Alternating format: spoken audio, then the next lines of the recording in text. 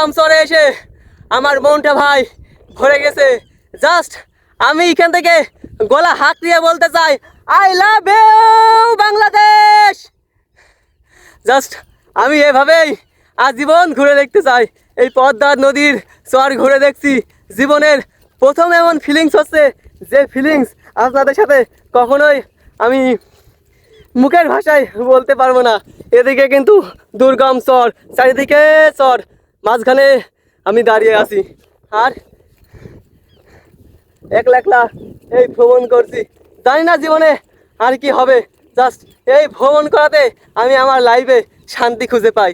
কে কোথায় কি খুঁজে পায় না পাই আমি সেটা জানি না, কিন্তু আমি ঠিক কিন্তু এই ভ্রমণ করেই কিন্তু আমি শান্তি খুঁজে পাই।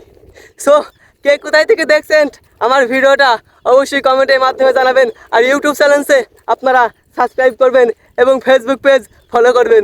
ধন্যবাদ।